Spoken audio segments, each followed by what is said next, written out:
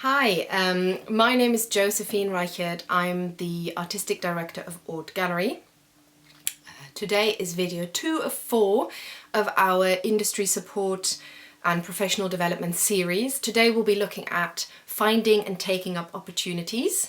This series is funded by Arts Council, so thank you very much for the support. And just a quick audio description of myself. I am a white woman in my 30s. I'm wearing a orangey jumpsuit with purple dots, and I have medium long blondie brownie hair. Half of it is up in a ponytail. A quick disclaimer before we get started, this video is for entertainment purposes. I'm sharing some ideas and thoughts that have worked for us in the past. This is by no means an exhaustive list, and it's also something that's probably more useful for people in the UK, although some of the ideas might work further afield. So, as you're probably aware, it can feel like a minefield to finding and taking up opportunities in the art world. On the one hand, it seems like there's endless amounts of opportunities out there. On the other hand, it feels like it's impossible to get any of them. And there's so many people trying to take up these opportunities. So how do you avoid just getting plain rejected from everything you apply for and getting really down in the dumps about it? The first thing I'd say is, if you haven't yet watched my first video, please go back to video number 1. The link is below in the description box.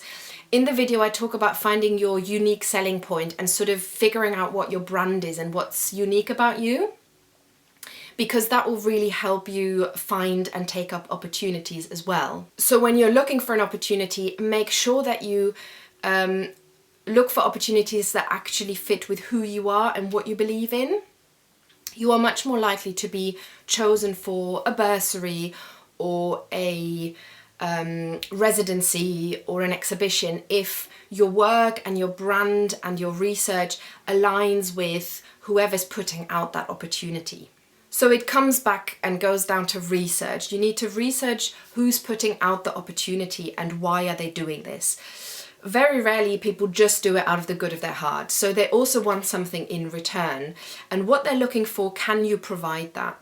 So if the opportunity is aimed at young people, for example, this isn't in order to exclude everybody who isn't young anymore. It's probably something based on the organization's output, to do with the funding that they receive. It might be to do with that they've identified that they're not currently working with enough young people. It might be a partnership with another organization, a youth center, a university. Most of this you should be able to find out from the website. So it's maybe not necessarily in the brief that you read for the opportunity, but you should be able to figure this out fairly simply just doing some basic research on this organization's or trust's website. Before I go any further, I just want to say very quickly, not all opportunities will be successful. Unfortunately, it's a very competitive field. There are lots of people out there, and arts courses, for example, at universities are becoming bigger and bigger, and it just makes for more competition.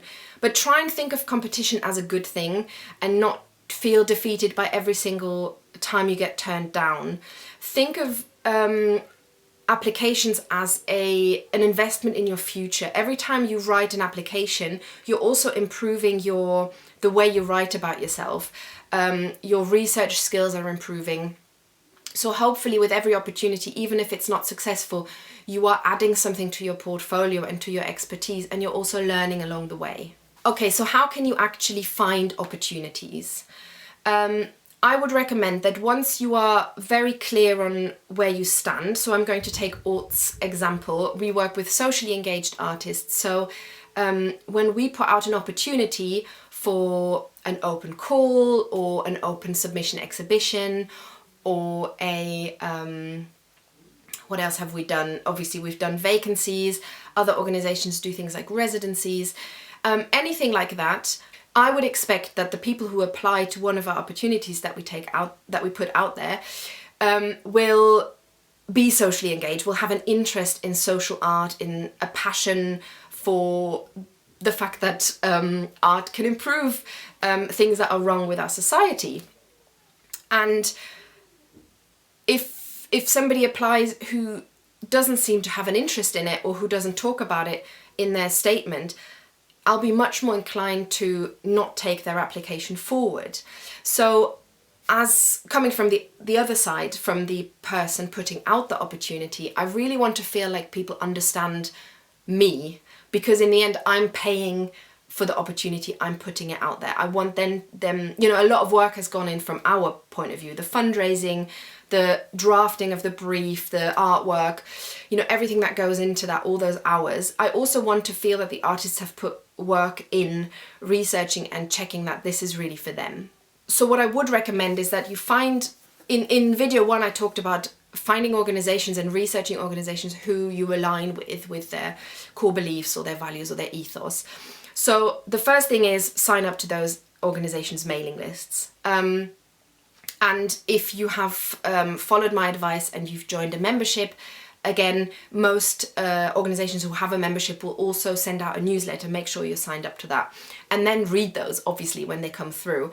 Often it can just be a very quick sort of skim through. Is there an opportunity in there? You don't always have to read everything word for word. But again, a lot of work goes into making mailing mail outs, and you know, it's nice to know that people take the time to read them. So you should consider that as part of your job as an artist, to read and sign up to mailing lists. And then when you do see an opportunity that at first looks like it is relevant to you, then go and do the research and check whether it really is relevant before you think about applying. I would also recommend that you sign up to or regularly check sector support organisations. So we are Birmingham based, so I know very much about the Midlands. Obviously this works for all the counties in the UK. So we have New Art West Midlands, for example, as one of the sector support organisation who have a whole heap of opportunities on their website at all times. So it's something that you might want to put a reminder in your weekly calendar to check every week. Is there something new that's come up? You might also find these kind of sector support organizations that are more based on your medium or your interest. So they might be based on for example, if you're a photographer or if you're a painter, they might be more based around the medium. Or it might be more around the topic that you work in. So I mentioned socially engaged, that's sort of a kind of theme.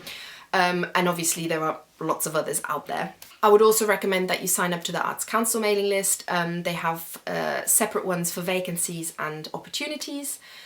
So not all opportunities are obviously paid the same way a vacancy is paid. And then I'd also recommend that you find listings or mailing lists that are very specific to something that you're interested in.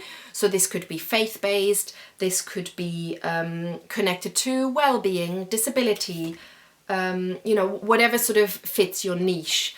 And if your niche is broader, you might want to sign up to a few of these.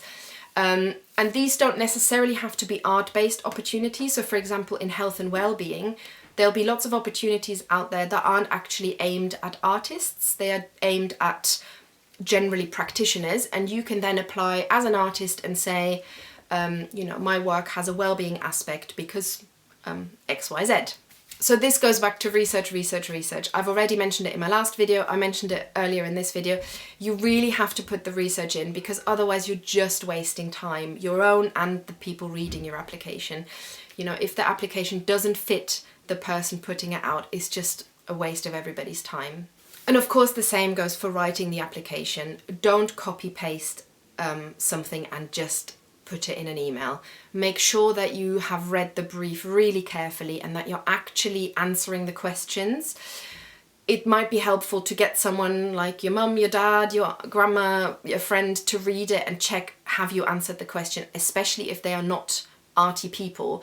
They'll read it in a very different way. So just make sure that you're not waffling on because you're just copy pasting, but you're actually sitting down and you're being concise. I mentioned in my first video that it's really difficult to find your unique selling point and what's unique about you, and it's just as difficult to write a good application. This is a skill that will come over time. So it takes time to become a good application writer, and when I said earlier you're investing into the future, you really are. You're really every time you're writing an application, a funding bid, a brief, a statement, it's getting better and you're getting better at that skill.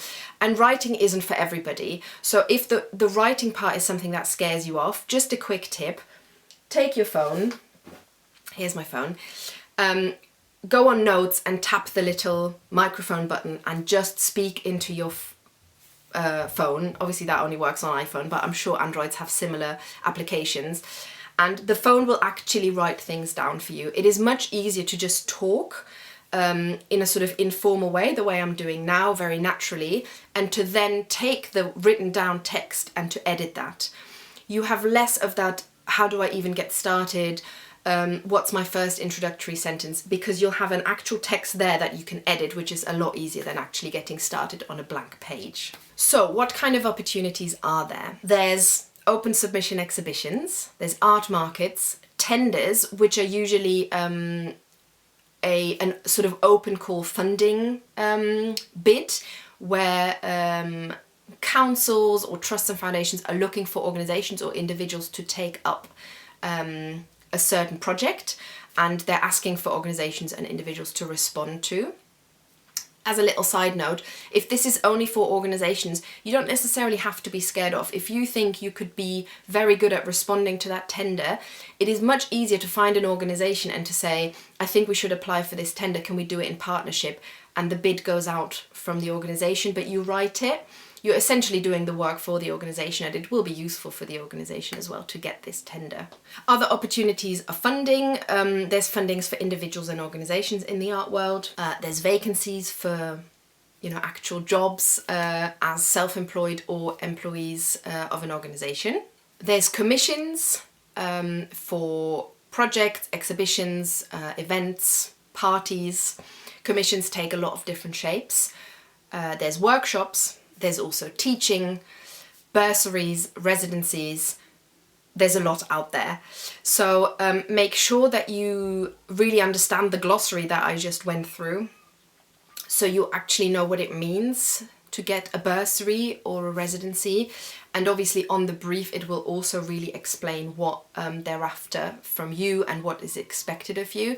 So make sure that you're actually available. For example, if you have a full-time job, you probably can't take up a residency unless it's a weekend residency, or the person providing this residency is happy for you to work around other commitments. So next I would go back to this concept of business plan. So think about sort of the next year, the next 5 years. What kind of opportunities do you want to take up and when? When is a good time to do something? So for example, residencies, they might be more relevant at early stages in your career, when you really need that time to develop projects. Or travel bursaries, again, might be more relevant when you're younger, you're less tied down by other commitments. So you can sort of plan what fits with your life. Obviously, I don't know how old you are or where you're at in your life, what your circumstances are. So you have to sort of figure that out for yourself, and having a bit of an idea what you want to do. The same goes for paid and unpaid opportunities. Unpaid opportunities are, how shall I put this? There's a very fine line between an opportunity and exploitation, and very recently the rules around free internships changed, and this is now no longer legal for someone to offer a free internship. So make sure you know your rights as well. And you need to stand up for those rights, of course. You need to make sure that you are paid if you are doing the work of what an organisation would pay for usually. There's nothing wrong with volunteering, and it can be a really good way of getting in, trying things out for yourself, doing a placement, getting an idea of what it's like to work in an organisation. But you also need to be very realistic around, can you afford it? Have you got the time? And also, when do you stop volunteering? For some people, never. Some people can afford to volunteer for forever. Some people want to volunteer forever. But I think for most of us, the reality is we can't do that for very long. A few months, maybe a year, but then you need to start earning an income, because otherwise you will be taken advantage of. So be very clear in your plan when you want to get to that stage where you no longer take volunteering opportunities. So once you've got this plan, you can specifically look for opportunities that fit with your plan. So if you've decided this is a good time to go on to travel or to take up residencies, or you've decided that you're not quite there yet to submitting to open exhibitions, so you currently want to just spend time on working, whatever it is, you can look specifically for opportunities that fit where you're currently at in your process, in your career. Remember, there's lots of opportunities that might be very specific to who you are. So there's lots of opportunities for graduates out there, for example, and sometimes you have to take up those opportunities within a year or two of graduating. So make sure you don't miss out on those. There's also always opportunities that are specifically aimed at people of a certain age or a certain faith or, other characteristics about you. So, the more niche, I guess, those opportunities are, the more likely you are to get those. So it's really worth looking into. Another really good thing is to think of an opportunity that you take up now and how that might fit into the bigger picture. So volunteering at an organization who you think are amazing and you look up to and one day you want to be the CEO of is maybe a good step. You might struggle to afford that step, but maybe you can get a short placement where, for a couple of months you come in once a week and you get to know everybody in the organization. And it often, not necessarily, you need to be careful around sort of what agenda you have here, but often people volunteering in organizations get a better idea of how to find vacancies or what kind of jobs are out there. And also there are a lot of jobs within the arts industry, marketing, bookkeeping, finance, curation, technical, front of house. I mean, there's a lot of jobs, and it's sometimes quite hard to sort of understand the roles of all these people. So whilst you're in placement, you can get to know these better. And obviously another way, which I'll be talking more about in the next video, is actually working in organizations. So that can be sort of from the bottom up, as they say. So you could take up a job that you maybe don't want to do your whole life, they're now called gallery assistants, so essentially people invigilating the space. But taking up that job for a year or two will help you get to know the organisation better, meet people within the organisation, so it can be a stepping stone in your career. Something else you can do is you can create your own opportunities. I'm essentially the master of that. I, at the beginning, wasn't successful in taking up other people's opportunities at all, so I created my own. It's much easier to do that as a group, which means you can apply for opportunities as a group, you can spread the workload, you can carry very different opportunities because there's more than one of you, and you also have different types of expertise and experience within that group. Something else people will probably have on their minds watching this video is, should I send my CV or a portfolio to an organisation? And the general rule of thumb in the art world is don't do that. There's a few reasons why. It's to do with who you send it to in the first place. So you need to make sure that you don't come across as a cold caller, because when you are a cold caller, you're kind of not really taken seriously, or people might just not have capacity to look at your portfolio. So unless you've already had a conversation with someone within that organisation or a previous relationship, for example, through volunteering or having had a job there, I would not recommend doing that. There's other steps that are probably going to be more successful. However, having said that, I know of people who've done that and they have been successful, so that's why I had my disclaimer at the beginning. There is no rule of thumb, but I do think that for 90% of people this is not going to be successful and you're probably wasting everybody's time. However, if you do think that your work really fits with this organisation's ethos and the work that they do, it is worth making contact. It might be that you're better off doing this personally, so for example, calling them or going to an exhibition opening and trying to speak to a curator or a programmer or producer there, rather than an email, because I think, likely it is very easy to ignore an email. And like I say, we are desperately underfunded in the art world, so it might well be that they want to, but they just haven't got capacity to get back to you. There are also organisations who do accept proposals, and you'll see that on their website. They'll even give you a specific email to apply to. And that's great. So you can send your CV, your portfolio, whatever you're allowed to send in, you can send that in.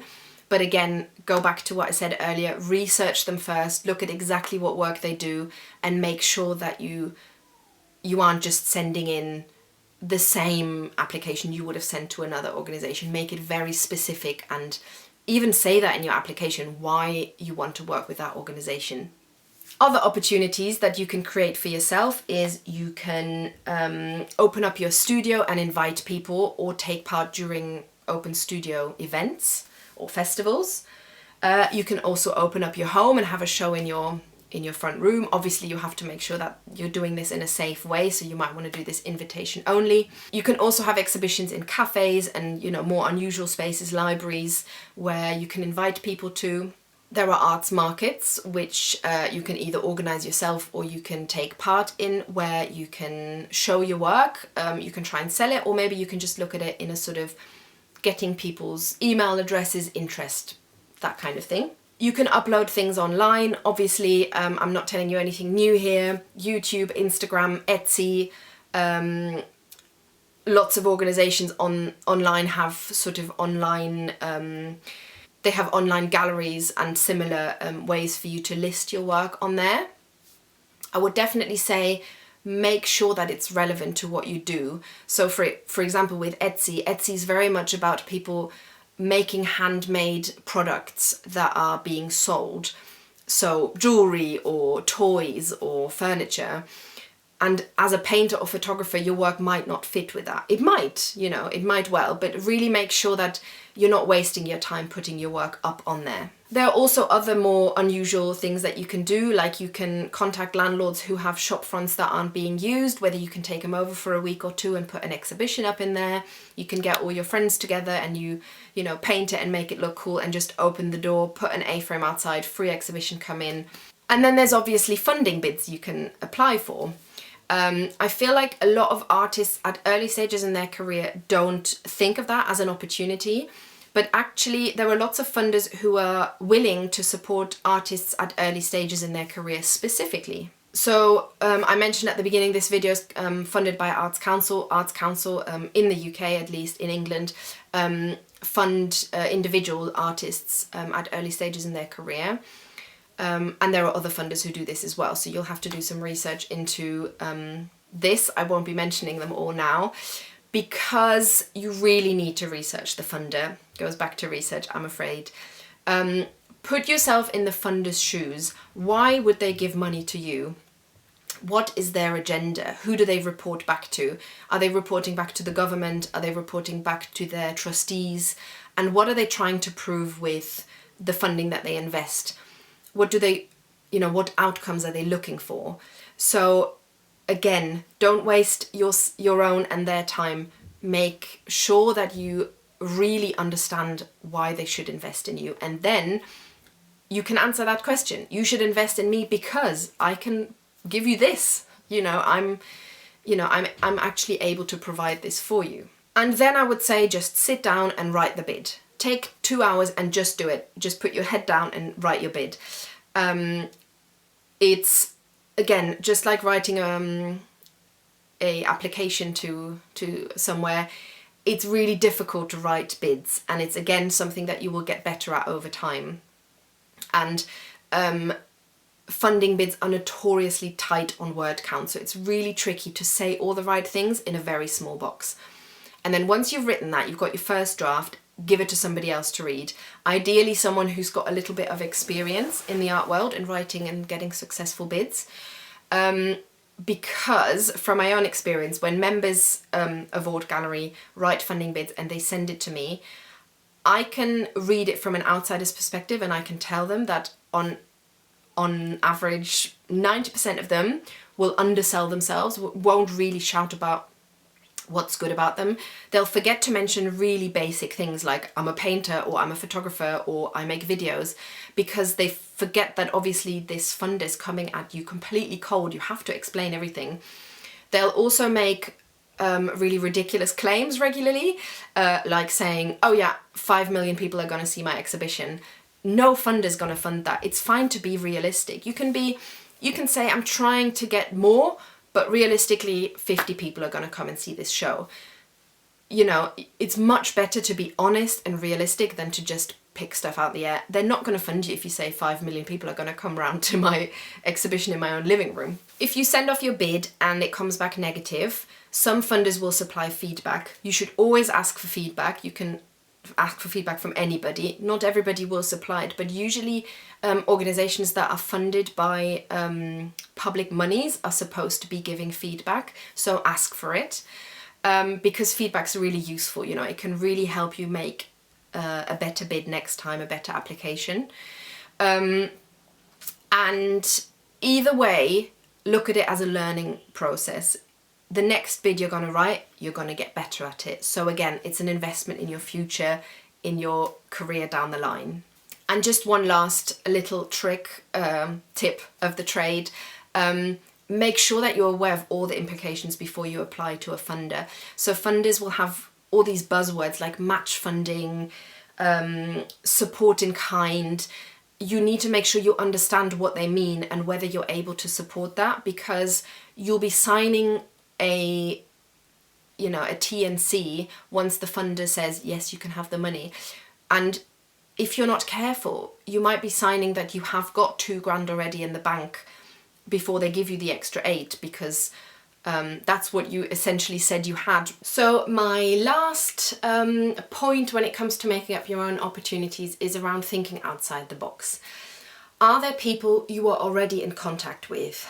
Is your uncle a dentist? Or have you got a previous career as a lawyer? Or, you know, any kind of contacts you have who might help you to create opportunities for yourself, take those up. You might have not thought of that because they are essentially not artists, but artists are very good at creating opportunities for themselves in any circumstance. So, you know, lots of offices have receptions, have meeting rooms where they present to the outside world, so they like it to look nice, they like to have contemporary art in there. That's something you can, you know, maybe support. And there's also money possibly within that, so definitely something to try and follow up on. Obviously not everybody has these kind of links, and I understand that, but I just wanted to mention it. However, there is another way of thinking about this. So it might just be that the niche that you found for yourself offers opportunities that you hadn't thought of. So going back to the art and health and well-being link, there are lots of ways in which you can work with health and well-being organisations, the NHS, GP, surgeries, something like that. And you can find out whether there are opportunities there for you to take up. Maybe these aren't opportunities aimed at artists, but maybe you can convince them that actually an artist can deliver some of this work that they're looking for. So for example, people who experience, let's say, cancer, hair loss due to cancer, you know, there might be a way you can work with clinicians to I don't know, take people's portrait and make them feel really good about themselves because you take this beautiful portrait of them. Or maybe it's more about putting on an art workshop that brings people together and helps them share their experiences. So art can be a really good tool to bring people together, overcome issues within society. So, you know, try and think what links you might be able to make or you already have and that you can draw on. So that's the end of today's video. Thank you so much for watching. Thank you again to Arts Council for funding this. There's going to be 2 more videos. In the next video I'll be talking about working with organisations in lots of different ways, so please come back to that. The link will either already be in the description box or there's a date of when that will go live. And if you have any questions, if I've left anything out, please email me. My email address will be in the description box, or you can leave a link underneath this video as well, a comment underneath the video. And I hope to see you in our next video. Bye bye!